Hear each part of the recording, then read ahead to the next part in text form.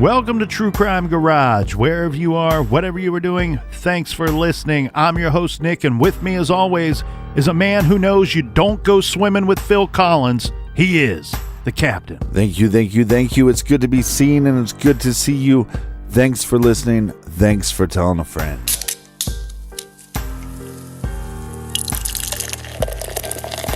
Today we are drinking Magic Hat number 9 Not Quite Pale Ale. This is a sort of dry, sort of crisp, and refreshing not quite pale ale with notes of fruit and floral hop bitterness. Garage grade 3.25 bottle caps out of 5. And here are some people that I would like to think that, as Drew Barrymore would say, are truly magical. First up, we have Kitty in Broad Ripple, Indiana. And a big shout out to Katie in Brooklyn, New York. Next up, Captain, we have a cheers that's going out to Robert in Bay St. Louis, Mississippi. And a big we like your jib to Cat. Meow. In Adelaide, Australia. And here's a cheers to Jennifer in Newtown, Connecticut, who says she has listened to every episode of True Crime Garage and every episode of Off the Record. And last but certainly not least, we have Jill and her son in Gardner, Maine.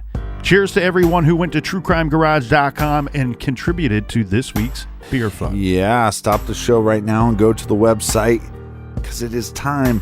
Not only can you support the show, but you get something in return. We have the pre-order going on for Ban the Tan Sedan. And for our more talented listeners, keep listening and go to the website and check out the new t-shirt. I'll tell you what, Captain. Look, it's just a good way to support the show, but you get something in return. We did Ban the Van. Ban the Van. Ban the Camper. We did the Creepy Camper. And now Ban the Tan Sedan, which out of the three, this one's my favorite. I love all three of them, but this one's my favorite. Make sure you check it out at truecrimegarage.com. Is that enough of the business, Captain? No, the funny thing is we had a listener one time say, I drive a white van. What's your deal? And I said, it's just a joke. And he went, oh, I thought you guys were like serious. I'm like, no, it's just a joke. It's just a joke. And that is enough of the business. All right, everybody gather around, grab a chair, grab a beer. Let's talk some true crime.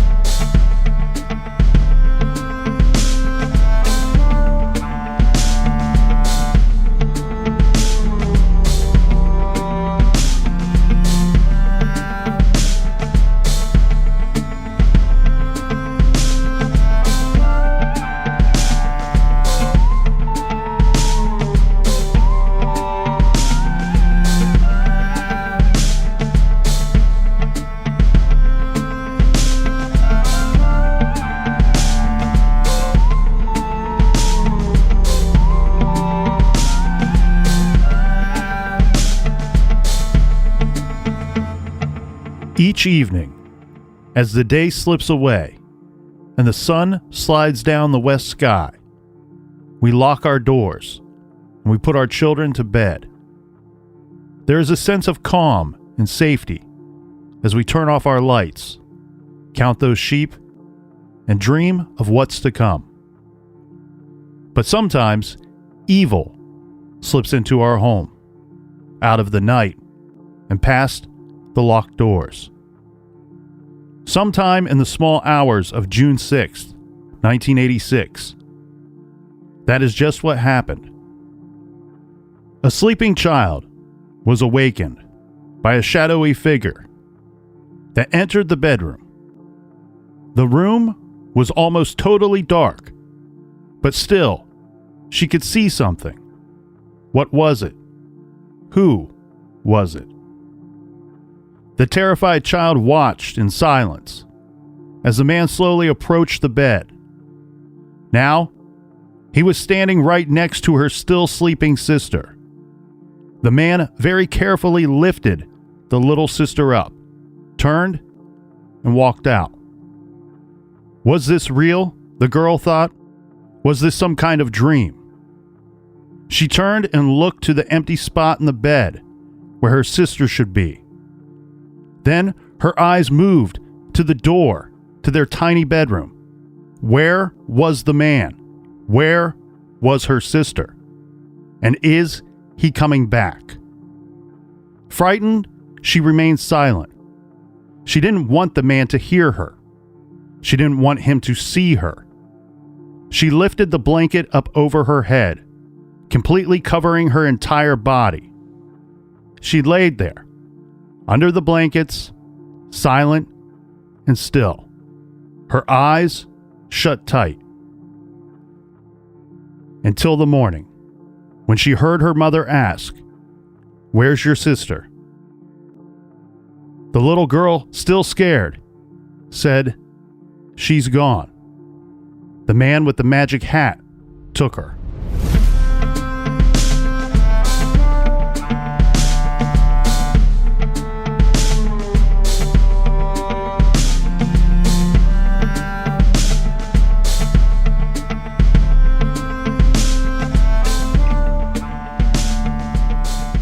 Jessica Suzanne Gutierrez was born on December 3rd, 1981 to mother Deborah Gutierrez and her father David.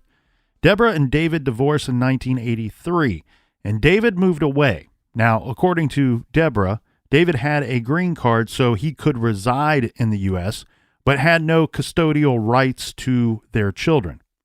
As a result, Deborah was left alone in Lexington, South Carolina, to raise her 4 young children. This all on a Postal Service worker's salary. Jessica, to all of her family and friends, was simply Jessie, a cute nickname for this cute little 4-year-old girl. Jessie had an older sister, Rebecca, who went by Becky. She was 6 years old. The two shared a bedroom and a bed in the family's trailer home. There are 4 kids, as we said. So Jessica also had another sister named Kim, who was 10 years old, and then an 8-year-old brother. It was tight quarters, to say the least, in a trailer for the family of 5. When our story takes place, Deborah had quite recently broken things off with her boyfriend and told him, "Hey, buddy, it's time to move out. It's time for you to leave." She claims that he abused alcohol and was extremely possessive and jealous. It was not a good fit. She did not need that in her life. So now it is just her and the kids. On the night of Thursday, June 5th, the Gutierrez family shared BLTs for dinner after working in the yard. Deborah painted little Jessica's nails for her. Jessie wanted to sleep with her mom that night, but she had been allowed to do so the night before. It sounds to me, Captain, like this is kind of a reoccurring musical chairs, so to speak, where we have 4 young kids, small quarters, and one of them always wants to sleep in mom's room. Now, Jessie had slept in there the night before, and her older brother had an ear infection. He wasn't feeling well, so Deborah opted to let the boy stay with her and put Jessie to bed with her sister. As said, Jessie and Becky shared a bed in the kids' room, and their older sister Kim was also in the room with the girls. Deborah did not notice anything unusual that night. It was business as usual. She put the kids to bed and went to bed herself in her own room. She says that everyone was shut down around 11:30, specifically meaning she saw Jessica asleep in her bed at this time, 11:30 p.m. Nothing out of the ordinary happened until the next morning. This is when she heard Becky calling out around 9 a.m. and asking if they could have cereal for breakfast. When Deborah left her room, she walked into the living room area of the trailer home. Now, this is where things get strange, because she was shocked to find that the front door is wide open. There are like papers all scattered about this area, and the screen and the curtains to one of the windows had been forcibly removed from the living room window. This is in the rear of the trailer. The other thing that is odd to her was that the dog was found, the family dog was found in the house, in the trailer at that time. that might seem like a weird statement. My guess here, Captain, is what we're talking about is a dog that typically would sleep outside of the trailer, but now with the door open, found its way inside. And just to be clear, you're saying the trailer door is open, the front door, let's call it. The main door, yeah. And then we have a screen and a curtain from one of the family room's windows that is removed. And then we have a dog that possibly sleeps outside, is now inside the trailer. Yes, this woman, Deborah, she's waking up and she's finding all kinds of things that are not as they were when she went to bed the night before. Now, walking into the girl's room, Deborah asks where Jessie was. She doesn't see the little girl. Her sister Becky answered, saying, quote, "She's gone. The man with the magic hat and beard came and took her last night." Deborah started looking around for her daughter. This answer that she gets from her other daughter, Becky, doesn't make a whole lot of sense to her. It's frightening. It's frightening. Yes, it's very frightening. When I first heard it, it was frightening to me. The answer you want to get is, I don't know. And that's normally the answer you would get, right? Yeah. But not, oh, by the way, this guy with the magic beard and magic hat took her. Right. Right. So now we have a mother who's confused, I think, more so than scared at this moment. She's looking under the bed, in the closet. She goes outside. She's even looking under the trailer itself. Unfortunately, Jessie is nowhere to be seen. Now, the confusion turns to panic. So she's frantic and a bit upset, too, at this time. And she's pushing Becky about what she could have witnessed. She was understandably a little harsh with the little 6-year-old. She wanted to know, if this is true, why didn't you scream for help? Why didn't you run and come and get me? Right. Again, her story just sounded crazy to Deborah. Yeah, but it's so crazy that it's like, it doesn't, look, we have a missing daughter, and she's saying that I saw a guy take him. And she's describing this individual the best she can. Mm-hmm. But magic hat, what does that mean? Is it, to me, I think possibly like a wizard's hat. Yeah. So it's almost like a pointy top, but how does she describe? Or a top hat. A lot of people reference, that magicians will wear a top hat. Yeah, pull the rabbit out of the hat. We have a mother who is confused, starting to become awfully scared, frightened that her daughter is not where she's supposed to be. She's asking the 6-year-old daughter, who's 2 years older than the missing girl, what could have happened. The answer is not making any sense to her. Again, Becky would only repeat over and over again that what she had said before about the man in the magic hat came and took her sister. And she said that she offers up a little more detail as the panic sets in, saying Jessie stayed asleep when this man picked her up. Becky said that she was too scared to do anything, and she didn't remember falling back asleep. The way that I think this works, Captain, is, from my understanding from Becky's statements, is at some point in the middle of the night. That's the other crucial thing here. We don't really have any reference of time other than sometime after 11:30 when Deborah saw her children sleeping and went to bed herself, right. And then 9 a.m. when she woke up to greet her daughter Becky and talk about breakfast and notice that all of this bizarre stuff is going on.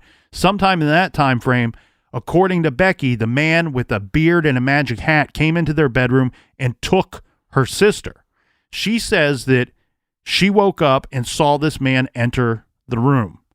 He goes over to the side of the bed where Jessie is, and without even waking the child, picks her up and carries her out of the room with Jessie's head like up near his shoulder. She is terrified. She doesn't know who this man is.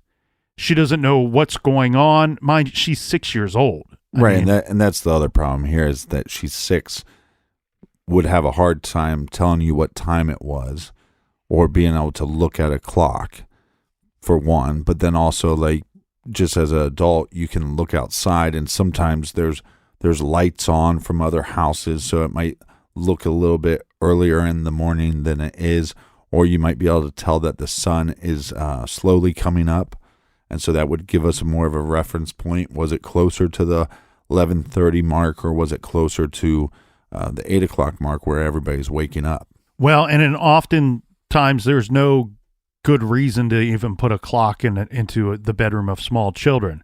So very likely there may not have been one, and this poor girl Right. is so afraid of what she saw and what she probably likely doesn't even really understand or comprehend what just really happened, that out of fear, she pulls the covers up over her head, and she's just hoping nothing bad happens to her. She's just hoping whatever this is goes away, or maybe it was just a bad dream. Right. And it being the middle of the night, she very likely fell back asleep at some time, but she says even to this day, she doesn't recall falling back asleep. Right. And so I think a question becomes, if we want to try to narrow down that time frame a little bit better, is what do we have with inside our means that we can even determine any length of time?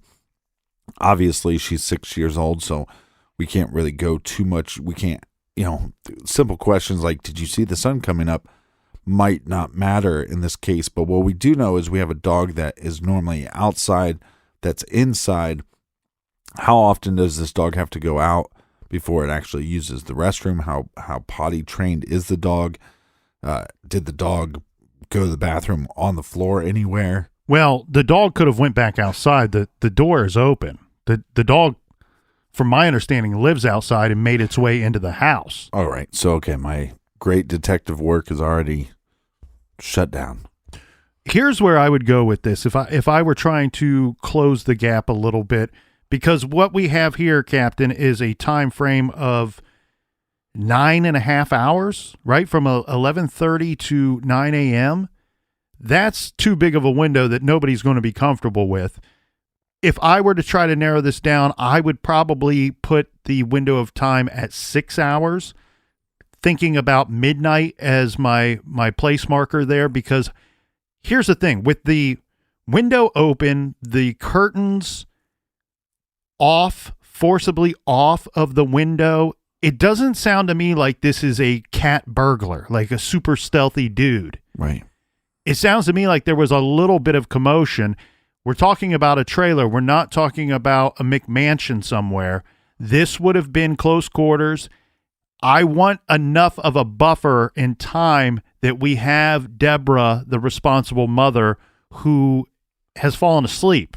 Mm-hmm. She, this noise didn't wake her from her sleep and get her to run out of her room. So, and we don't have any eyewitnesses that saw somebody coming or going from the trailer that night.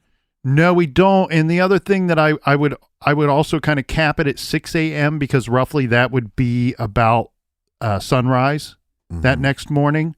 And really all we have is the very vague description that is provided to us by the older sister, Becky, who again is just 6 and probably doesn't comprehend everything that's going on. She is reacting and observing out of fear.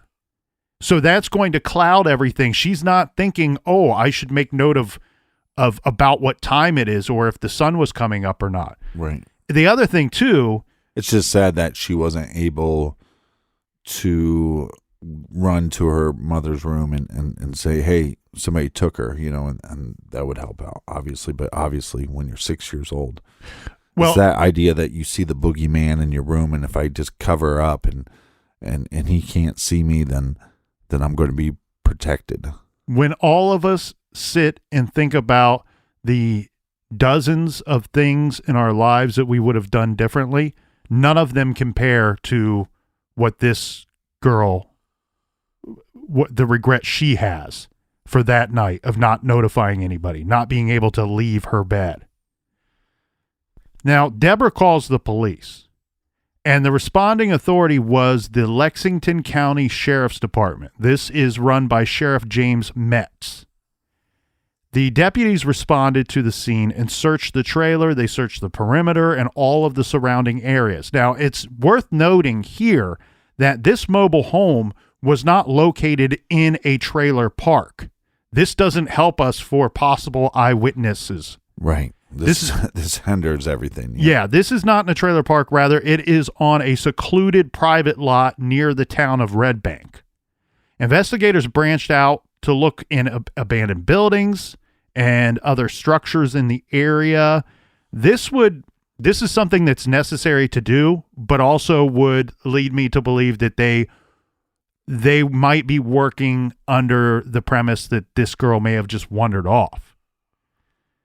Meanwhile, Deborah was interviewed at the sheriff's department. Mm-hmm. She tells the deputies the same story that Becky told her that morning. In additional interviews with Sheriff Metz over the next few days, she also said that immediately she suspected her recent ex-boyfriend had taken Jesse. She had no proof. It was just really a gut feeling. The difficult thing about that, though, Captain, is if Becky was able to see the face of the man that took her sister clearly enough to identify that he has a beard. Again, we don't have any description of what type of beard is this. Is this one of those big ZZ Top deals? Right. Or is this a captain and colonel close to the chin beard? Mm-hmm. And if it's a ZZ Top deal, then you don't really need to be able to see this guy's face much at all. Or is it even a beard? Is it a type of mask or something?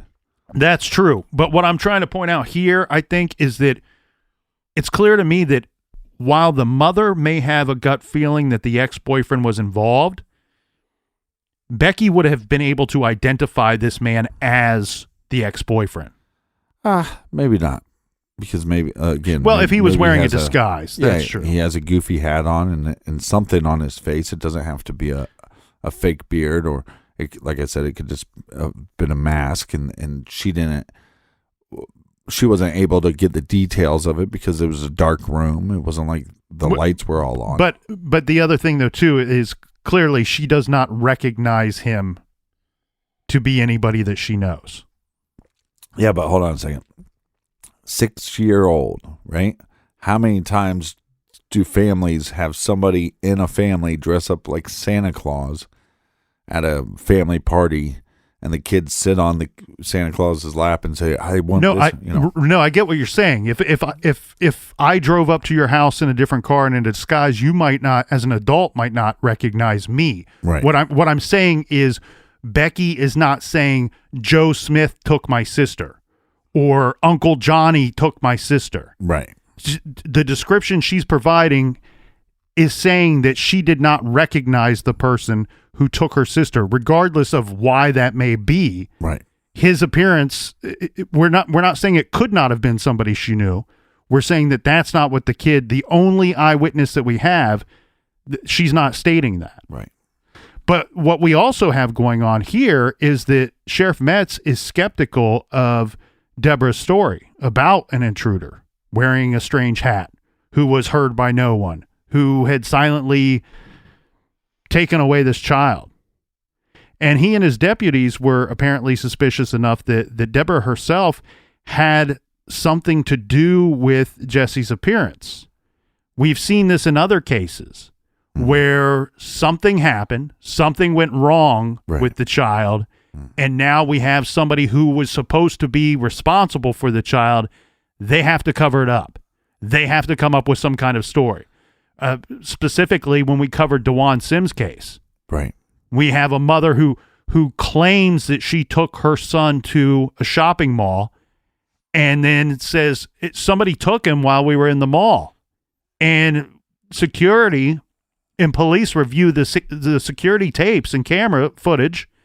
They never see the boy with the mom. So it's not out of bounds for law enforcement to be skeptical of a story of a child taken in the night. First of all, that's a very rare abduction. Well, a child taken from their home in the middle of the night. Right. And then the fact that a kid is taken in a room with other children. Mm-hmm. Right. So then you have a scenario if the mother is pointing towards the ex-boyfriend and they're going, well, the kid didn't recognize this individual, so it could have been her boyfriend dressed up, or it could be her dressed up like somebody else. Because of the sheriff's department, because of their suspicions that something else may have happened to the little girl and that Deborah was hiding something, they decided that what we're going to do here is we're going to tap Deborah's phone. This would be for two reasons, and they've not publicly stated this. I'm giving my opinion here. You're going to tap the phone for two reasons. One, so the authorities could hear if Deborah was colluding with someone, if there was something going on and she confided in somebody that something actually happened to the little girl. Right. This is also in Deborah's best interest in the fact that should somebody call with either a threat or calling in with a ransom, now you've been able to capture that audio.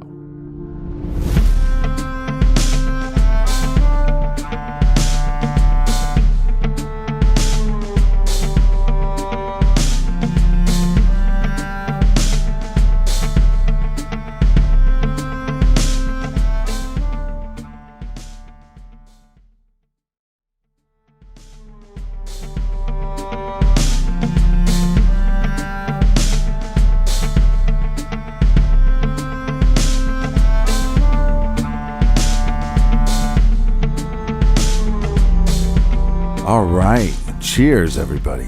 Cheers to you, Mr. Captain. Eventually, the sheriff's department seems to have been able to rule out Deborah.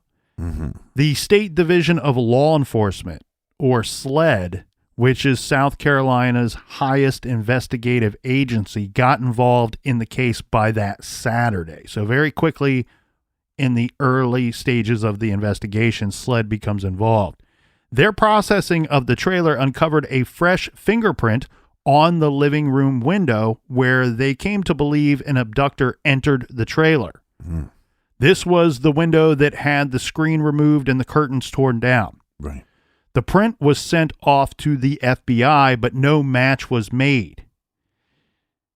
Captain Ford, we got two captains in this story. Captain Ford said, quote, "We are going under the premise that she was taken from the mobile home. We don't believe she simply wandered off," end quote. Do we have on this print, is it female or male? Do we know? Well, there's no match to the fingerprint. Mm-hmm.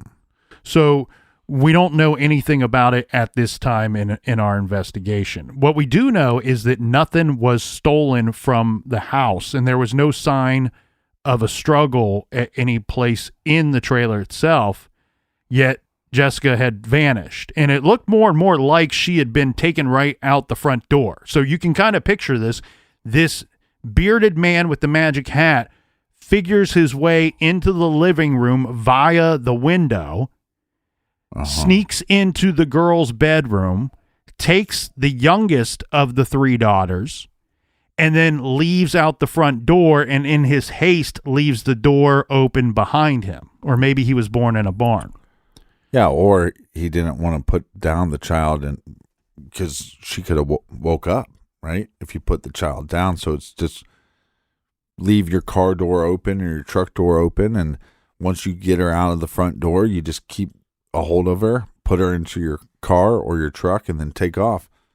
Who cares what happens behind you?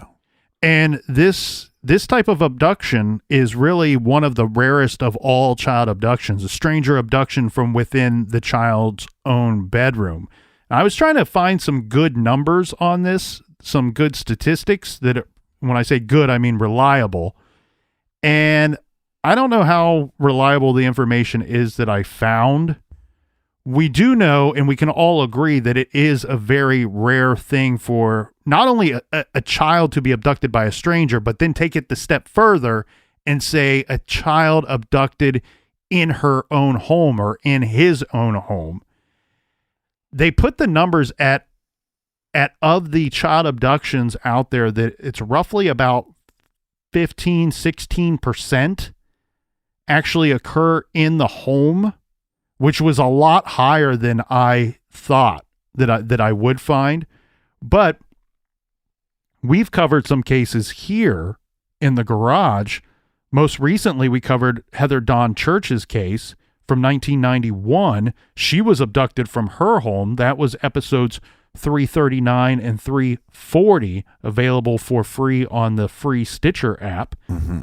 And then a couple of cases that we've not covered but are very well-known cases are that of Polly Klaas in 1993 and Elizabeth Smart in 2002. So it does happen, and it's probably the scariest of circumstances that I could think of. Now, SLED issued a national alert for Jessica that described the missing little girl as white, 3 foot tall, 32 pounds, with brown shoulder-length hair and brown eyes and pierced ears. She has a scar on her upper forehead and a brown birthmark on one of her buttocks. She was last seen wearing a sleeveless pink and white flowered t-shirt and white underwear. David, Jessica's father, was very quickly ruled out as a potential suspect in his daughter's abduction. We know that often when a child goes missing, it's usually a custodial deal that we're dealing with. Now, he could prove that he was in California at the time that the abduction took place. So he's very, very far away from South Carolina when little Jessie went missing. As for the ex-boyfriend, that's a bit of a different story, though. We have some bickering going on between him and Deborah. He says that he was not involved. He didn't know that the child was missing, but Deborah would stick to her guns for years and years and say, you know, in my gut of guts and in my heart of hearts, I know that somehow he was involved. I just can't prove it. Well, a couple tough things here is, one, they could set up some kind of sting or ruse to get fingerprints from him. But then you have the argument of, well, of course my fingerprints in there, or even on that windowsill because I lived there or I was there often. Mm-hmm. Mm-hmm. Well, the searches for little Jessie really came to nothing. A little while after she vanished, Deborah told she decided to sell her trailer and move away from Lexington County for a time. But she returned after just a few months because she was worried that someone might return the little girl, and the child being so young would not be able to find her mom. Now, devastated by her young daughter's abduction, Deborah refused to allow her other children to celebrate Christmas, saying that it just did not seem right to really celebrate anything with the young girl being gone. Over the coming years, Jessie's case was featured on Unsolved Mysteries and America's Most Wanted. I could not find the America's Most Wanted episodes, Captain, but I looked up the Unsolved Mysteries. Yeah. And it was actually featured with 3 other missing kids stories, missing kids cases. Well, that was a depressing episode. Very depressing. And then I looked into each one of their cases, and from what I could find, right, it looks like all 4 of them are still unsolved. Yeah. They remain unsolved mysteries. One of them got close to having some action on it, but the charges were dropped right before it could go to trial. So hopefully that will change in one or all of these cases. In January of 1987, Deborah was flown to Kansas. So we're sitting here just about a half a year later, 6 months later, roughly, in 1987, the mother of this missing little girl, she's flown to Kansas to look at a young girl who had been found alive, and she matches Jessica's description down to the scars and some of the dental work. Now, when you're 4, you don't have much dental work. So, well, hopefully you don't. Yeah. It was not Jessie. And in fact, it was the poor mother. She's walking up to, like the two-way mirror, because you don't want to traumatize the child. You find this kid. Kid doesn't really know who or where she is supposed to go off to. You bring in Deborah to identify, is this your daughter or not? as she's walking up to the two-way mirror, she says she could hear the girl talking and knew immediately it was not her daughter. Right. Can you imagine that? You want to talk about an emotional roller coaster ride? I mean, I can't even begin to fathom. Yeah, I mean, just think about this. At some point, please come to her and say, we think we might have found your daughter. We think we might have found Jessica. All, by the way, we're going to have to take you there. So now you have this whole preparation. You're going, and before you even get a look at her, because that's the moment you're preparing for it in your head. And she doesn't even have to get to that moment because she can tell audibly that, oh, that is not my child. Mm-hmm. And then obviously probably is then double confirmed by seeing the child. Well, and also, hey, we think it's a possibility that this is your missing little girl, and she matches to the point of the scars, up to the point of identifiers on the child. As time went on, this case really just kind of drug on, and it didn't go really much in the way of finding Jessica or finding a potential suspect. But then we have in 2005 a report by a local TV channel. This is WIS-TV 10 News, which has continued to cover Jesse's case. They quote Sheriff Metz, and the quote says, Lexington County Sheriff James Metz says the investigation turned up a person of interest, but never a suspect. He still believes it's a solvable case, but with a sad ending. I don't believe Jessica is alive. I think Jessica was taken for a specific reason. And I think maybe what happened in this case is that things didn't work out the way the abductor thought it was going to work out and got scared and then killed Jessica and then dumped her body here somewhere in Lexington County. Then in 2007, there seemed to be some movement on the case. WIS-TV published a series of articles about Jesse Gutierrez and said there seemed to be some hope. But the first of these articles exposed a feud that early on may have hampered the investigation.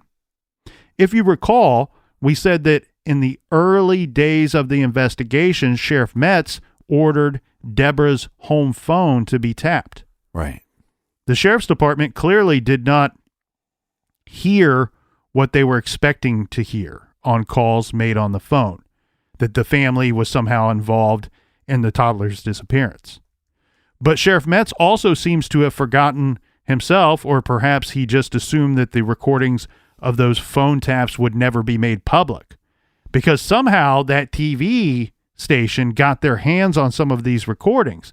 And one of them backed up what Deb was saying all along, that she had always alleged that the sheriff was initially not responsive to her and could possibly have done more to find her child. Mm-hmm. Here's a transcript of the call that they played that will show the feud between the sheriff and the victim here. Sheriff Metz says, "What do you want me to do? Someone's got to hold your hand or be out working?" And Deborah says, "Listen here, I don't need you to hold my hand, and I don't need you to get smart with me either." Sheriff Metz responds, "I'm not going to get smart with you, but you're not going to get smart with me either, lady. I've been up all night long working on your case, and I don't need your smart mouth." Deborah replies, "Oh, really?" Metz says no. Gutierrez then says, "When I ask you questions, I need answers." The sheriff responds, "Well, we'll give you answers when we got answers to give. Now, you mess with me, and I'll pull all my people off, and we'll go home and go to bed and forget about your case." Deborah says, "You mean to tell me that if I mess with you, you will pull all of your people off this case and go home and forget about my child?" Right. It's not about her or the case. It's about this little girl. The sheriff replies, "That's right." Deborah then says, "What about the public that elected you to be in this office?" And Metz replies, "They can elect me or not elect me because I don't really give a damn what they do." Deborah says, I understand those detectives are tired because so am I. That's my youngin'. And then the sheriff says, I know that's your youngin', ma'am, and we're trying to do everything to try and help you. That's a shitty thing to say, but sometimes, look, there's not much to go off of here, right? It's not like we have a mountain of evidence. And I know, like, especially in missing person cases, right? Mm-hmm. The Tyler Davis case, for example. Brittany Davis is frustrated with detectives. They're frustrated with her. You know what I mean? Mm-hmm. Like, they both want to find Tyler, but there's no information that they can go off of. Every turn that they go down, turn left, turn right, there's nothing there. Mm-hmm. And so she's frustrated, they're frustrated, and I'm sure there's things in that case that the detectives have said to Brittany that they wish they could take back. Yeah, and in this case here, I mean, I'm not looking to go out of my way to defend Sheriff Metz, but what I think we're getting a snippet of a bigger conversation. Well, it's a shitty thing to say. I mean, we both agree. Oh, horrible. You know, horrible, it's but a piece of shit thing to say. But I also want to point out here what we have going on from my observation is this. We have a woman who is tired, she's scared, she's afraid for her daughter. She's probably been up for days by this point. But on the flip side of that, we have a sheriff and his detectives who have very likely been working around the clock. They've been up for a very long time at this point as well. And we have a mother saying, look, I want some answers. And he's saying, we don't have anything. We don't have any information for you. We don't have anything. We don't have any leads or nothing. And she's saying, well, that's because you're not doing a good enough job. And we got this team of people working around the clock. And now you go, and the point person is going, we've been working our asses off here. It's not, there's just nothing to go on. And it's not because we're not doing a good enough job. We're trying our hearts out. And when you have people that are tired and they're frustrated, they say things that they often don't mean. And I think that that's probably what we have here. So I'm going to give the sheriff a little bit of the benefit of the doubt.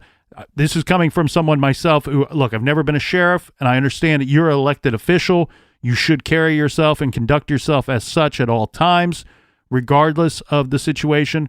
But I'm also a dude that's worked shifts that you wouldn't believe. I mean, one time I worked a shift that was 37 hours long, and I was not a very pleasant person to be around after about the 25-hour mark. So I get it a little bit. Let's talk about how many hours did you say? Several times in my last job, I worked shifts that were over 30 hours. Now, let's get to this suspect or this person of interest or whatever you want to call him. I'm going to call this guy a suspect, even though in that one interview, Metz didn't refer to him as such. A story in the 2007 series that was on that WIS TV entitled 21-Year-Old Case Could Move to Court with Solicitor's Approval. Before we move on, just to clear up any confusion, the solicitor in South Carolina is basically your district attorney. Mm-hmm. Okay, so if you hear me say solicitor, think of district attorney. I might even call him district attorney. Yeah, just call him district attorney from now. Well, that's going to be tough because all of my notes say solicitor. Well, if you don't do this, I'm going to make you work a 36-hour shift. Apparently, Deborah and Sheriff Metz had finally been able to agree on something, and that was that there was significant evidence to charge a suspect in this case. This was someone who had been the prime suspect ever since just a few days or a few weeks into this abduction. But the sheriff's department had not been able to convince the Lexington County District Attorney or Solicitor, Donnie Myers, that there was sufficient evidence to make charges stick. So who is this guy? This is a West Columbia, South Carolina man. He's been described only as an acquaintance of the family, or in some circles, even maybe a family friend in some releases. His name is not out there in the public domain. And he's never been named by either the sheriff or Deborah Gutierrez. And I also want to point something else out, too, as we're moving along in this case, too. The ex-boyfriend's name has never been publicly stated either. But what we have here, Captain, is 10 weeks after Jesse disappeared, this man, well, he ended up behind bars. According to the state newspaper, he stole a van in Lexington County. There's a new shirt for you. Beware, ban the stolen van. And drove to North Carolina. I think I've created enough. Where he broke into a home and raped a woman. Oh, God. He was charged and later convicted, and he was sent to prison. Now, here's where the story of this guy becomes relevant. While in prison, the now convicted rapist told a cellmate that he had kidnapped a girl in Lexington County, South Carolina, and that he was wearing a tall cowboy hat when he did it. This could explain the magic hat that little Becky had seen in the dark. The convicted rapist claimed to have buried the girl in a landfill in Lexington County. The cellmate relayed this information to authorities and sent a letter to Deborah explaining what his cellmate told him. Now the clincher, this convicted rapist, his fingerprints were a match to the one that was found on the window at the Gutierrez home. A weeks-long search of the landfill in Lexington County turned up nothing. According to the state newspaper, investigators questioned the rapist, now a suspect in the abduction of Jesse, multiple times about the child's abduction. He offered to talk about the case in exchange for immunity. But prosecutors denied his offer. As a result, this guy shut down. He's going to talk about it no more. So he wanted immunity for the whole thing. That's what it looks like. I'll tell you what happened. Oh, you have my fingerprint, by the way. But I'm going to tell you everything. But I want you to then tell me it's okay. And I'm not going to be charged with anything. Sheriff Metz, his office confirmed all of these details to the public. The suspect was released from prison after serving out his sentence. I've seen a few different numbers thrown out there, but it looks like he served about 10 or 11 years. At some point, he fails to register as a sex offender in South Carolina as required. His last known address, I'm not going to give the actual address, was in Wake Forest, but this was at least 10 years ago. Deborah Gutierrez has made a couple of other claims about this suspect that are a little harder to wrap one's head around. One was that she felt that this suspect and her ex-boyfriend, the one she had the gut feeling about, knew each other. This family acquaintance and the ex-boyfriend, Gutierrez kicked out days before Jesse's disappearance, they denied knowing one another. However, Deborah says that she knows that the two actually met at a Waffle House several months before Jesse disappeared. Now, there's no way to know whether this is true or whether it even matters. Another strange thing, Deborah has repeatedly claimed that she located fibers.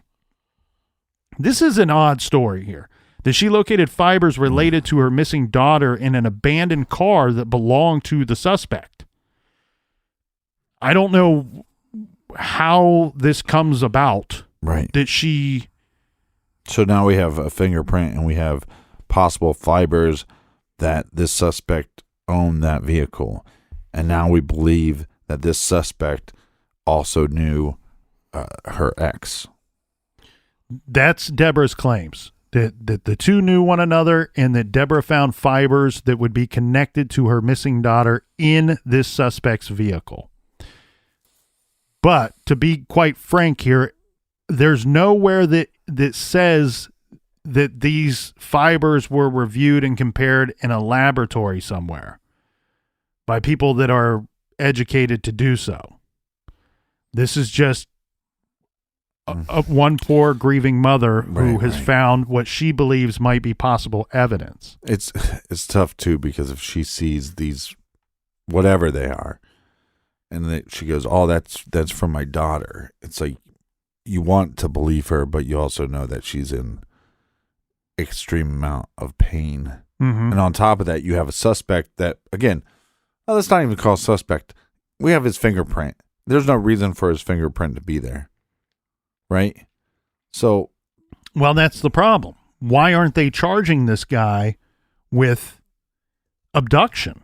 Yeah. And I think that is Deborah's. That is we her. already know he's a piece of shit. That's been her second concern for almost the entirety of her life. Her first concern is finding her daughter. Her second concern is why, when we have this guy that Sheriff Metz, let's keep in mind, Deborah and Sheriff Metz didn't get along. They didn't see eye to eye on many things. Right. They both publicly have stated, this is our guy. We believe that we can solve this case. We believe that we know who did it. We believe that we knew who did it fairly quickly into the investigation. However, the solicitor / the district attorney says we don't have enough evidence to charge this individual. So something we talked about a little bit on Off the Record was, okay, this fingerprint. Well, is there a reasonable explanation for why there is this fingerprint there? Or can it be explained away, at least to a point where it confuses a jury enough that they don't get a conviction of this guy? I think what we have here, Captain, is I think that we have a guy that was sitting in prison and was going to be there for quite some time, 10, 11 years, what have you. And I think that they thought that now that they had honed in on who it was or who they believed it was, that they could build a case with significant evidence against this guy in the time period where this guy is locked up. He can't hurt anybody. He's not going anywhere. The problem is, past that fingerprint, that's found by SLED. That's a legit investigative agency. The fibers in the car don't mean anything if I found them or if Deborah found them or if you found them. We need somebody to tell us, hey, these are connected to this case, and it's connected to the victim, and it's connected to the suspect. But we don't have that. Yeah, but law enforcement could do those tests.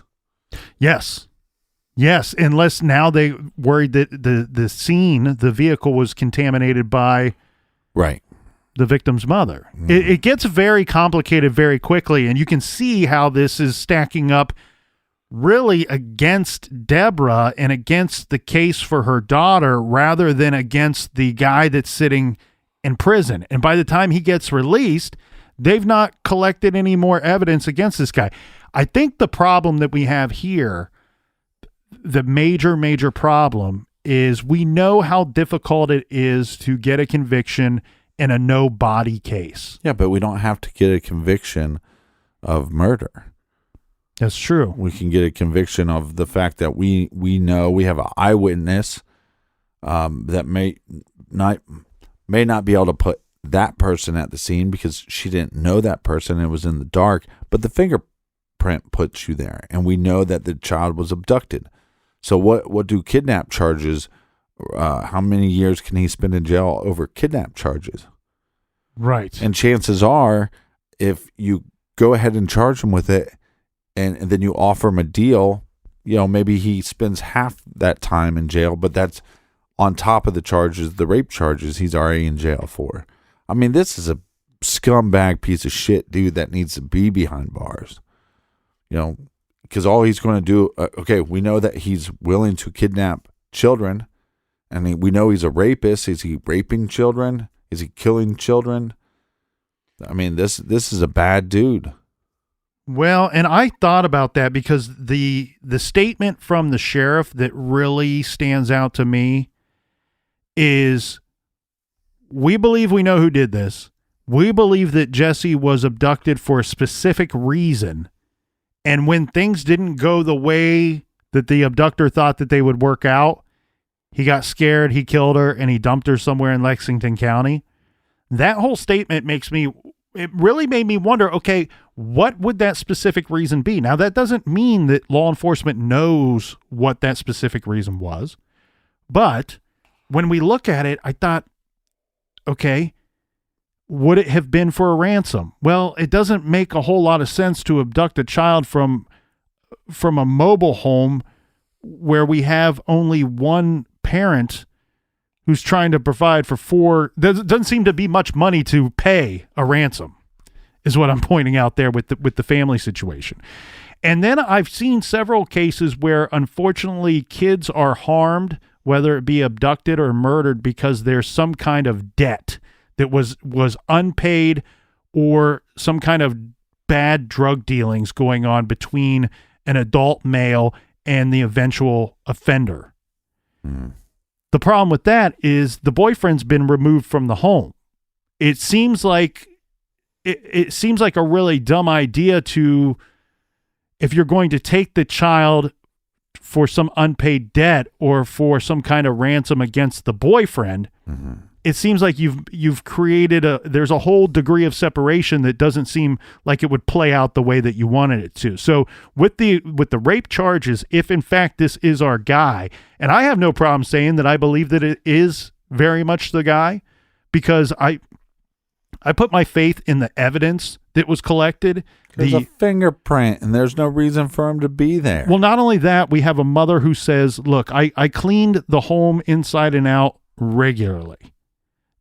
She says that print would have been a new print, that whoever took her daughter came in through that window, left their print, and she says that with confidence because she says, I cleaned that same area just shortly before the abduction.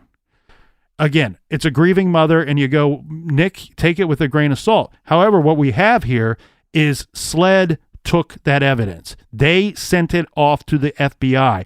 It was labeled by one of the agencies or both as a fresh print. A fresh print. Right. The experts agree that it was a relatively new print. So not only do you have to explain away why your fingerprint was on that, in that area that was used to gain access to the home, you have to explain why it was there in a short time frame that's all centered around the abduction of a child. Well, and what pisses me off, and you know this because we cover so many cases, there's a lot of missing person cases where there's just nothing there, you know, and this is an abduction case. It's a little different, but again, you take away that fingerprint, we have nothing there. Mm-hmm. We don't even have a time period of when this individual, a time period within an hour or two, we don't have. We have from midnight till 8 o'clock in the morning. We don't know. And we don't know what the motivation would be for this individual to take this girl. Mm-hmm. And but there's so many cases. With the rape charge, my fear is that it's sexually motivated crime. What a dirtbag. No, but the thing is okay, so here's a case that we have a fingerprint. Now we have a possible connection between this individual and her ex. We possibly have these fibers that need to be tested. Again, could be contaminated because she collected them. But it's just so sad that we have so many things pointing us to having this case be solved and they can't get it done. Yeah, and I think what you have here too is, look, there might have been some missteps very early on by the sheriff's department, but we also stated that SLED was brought in by that Saturday. This is that state's top investigative agency. And we've also referenced the FBI a couple of times in this very short case, right? It's not short in time-wise, but right. It's short in our garage time here today. So you have, I think, very capable agencies looking into this case, and to the credit of the sheriff's office, that's the same sheriff's office that took down Larry Gene Bell, who we discussed on this show in our episode titled Last Will and Testament, episode 263. Larry Gene Bell this was a manhunt. Well, it was an investigation that led to a short manhunt, but it was the sheriff's department, it was SLED, it was the FBI, all working together against this guy. This is one of the most sadistic, despicable. He had a very bizarre way of mentally torturing his victims, and that was to have them write a goodbye letter to their family before he killed them. So this is agencies that are used to high profile, complicated cases. So I don't think that that's the situation here. I think that what we have is, unfortunately, there just is not a lot of evidence. And as soon as this guy says, oh, you're taking immunity off of the table, I'm no longer willing to talk. Mm-hmm. But now that makes me wonder about the ex-boyfriend. What did this suspect have to say?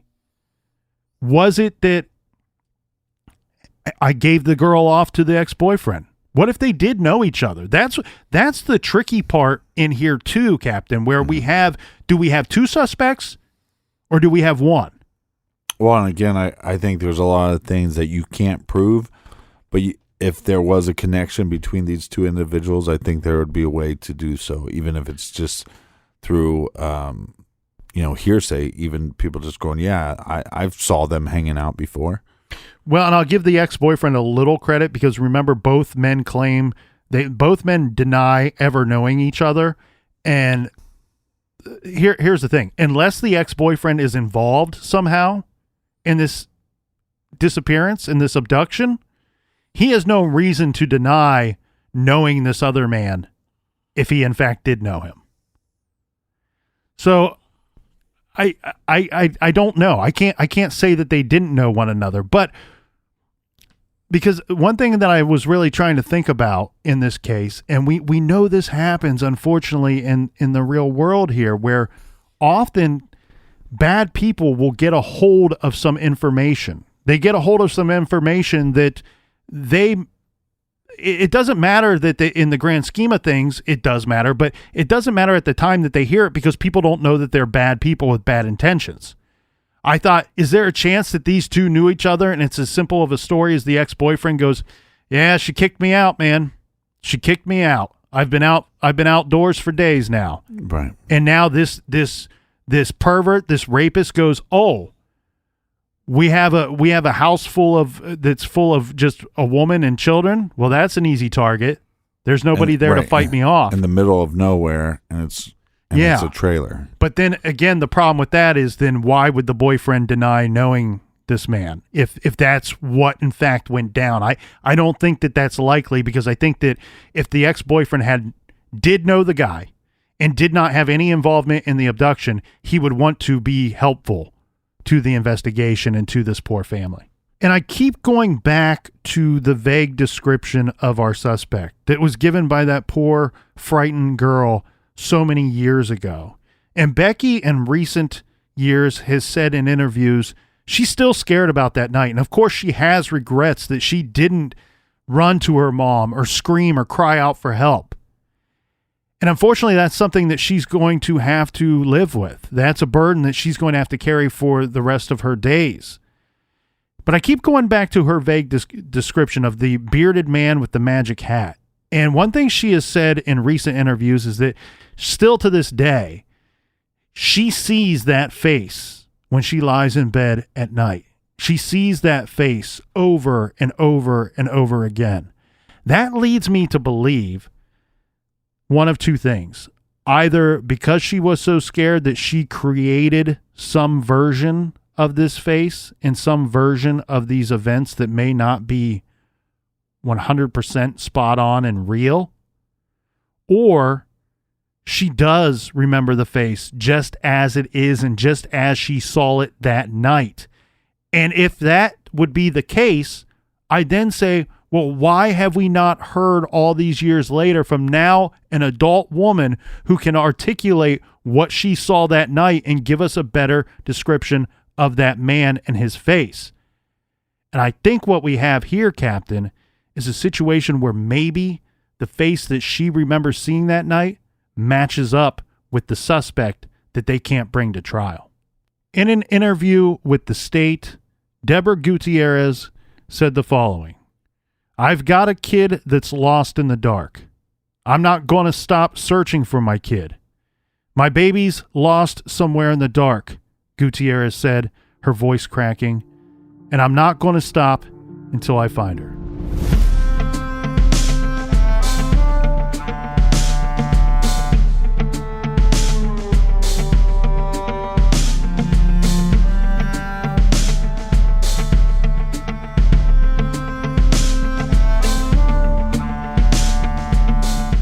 All right, make sure you get your pre-order in of the new t-shirt, Ban the Tan Sedan. And thank you all for joining us here in the garage this week. Join us back here next week. Until then, be good, be kind, and don't litter.